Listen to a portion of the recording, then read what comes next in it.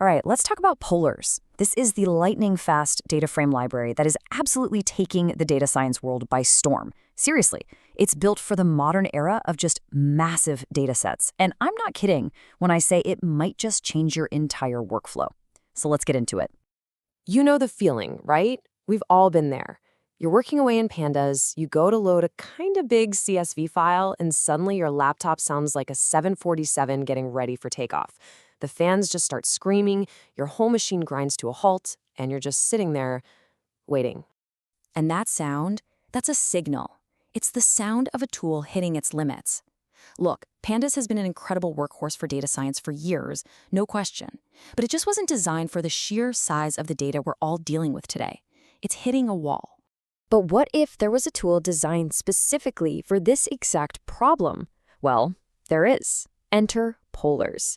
And this isn't just some minor update or a patch on an old system. No, this is a complete reimagining of what a DataFrame library can be, engineered from the ground up to handle huge data sets with absolutely blistering speed. And really, that's its whole mission. It's a tool for anyone who needs to work with massive amounts of data and do it efficiently, without spending half your day waiting for your code to finish or, constantly worrying about blowing up your RAM.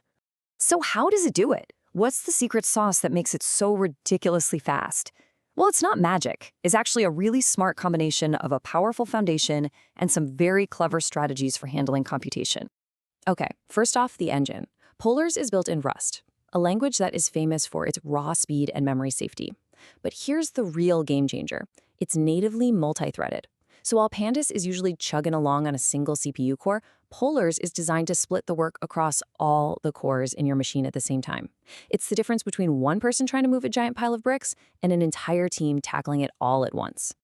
Next up is maybe my favorite feature, lazy evaluation. This is so cool.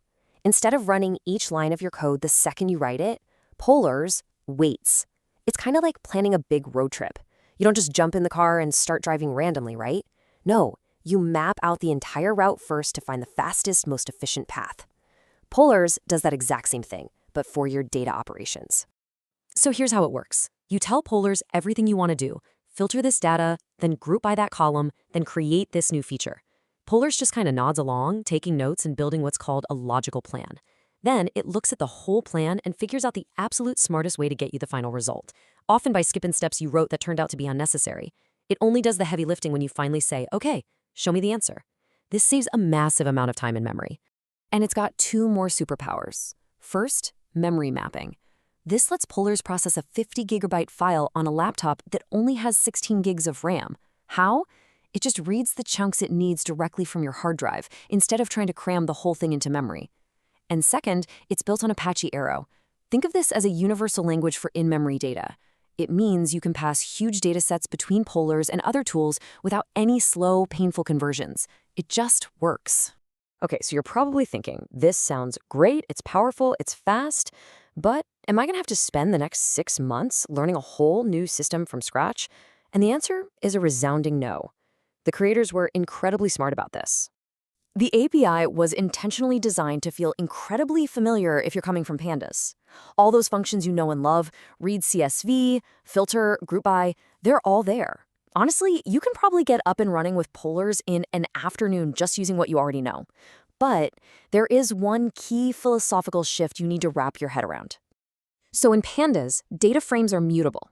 That's a fancy word that means an operation can change your original data right under your feet, which can sometimes lead to some really nasty, unexpected bugs. Polars data frames are immutable. Every single time you do something, it returns a brand new modified data frame and it leaves your original data completely untouched. This makes your whole data pipeline way more predictable, easier to debug, and just safer. It's a tiny mental shift that pays off big time in reliability. So when you put it all together, the power, the speed, the safety, the big question isn't really if you should consider using polars anymore. The real question is, when are you going to make the switch? All right, let's be practical. What are the telltale signs? When should you know that, okay, it's time to actually adopt polars into your daily workflow? Well, it's time to switch if you are constantly running into memory error. It's time to switch if your scripts are taking minutes or even hours to run.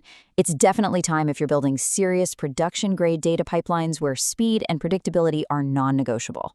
And honestly, it's time if you just want to stay current in this field, because let's face it, our datasets are only getting bigger.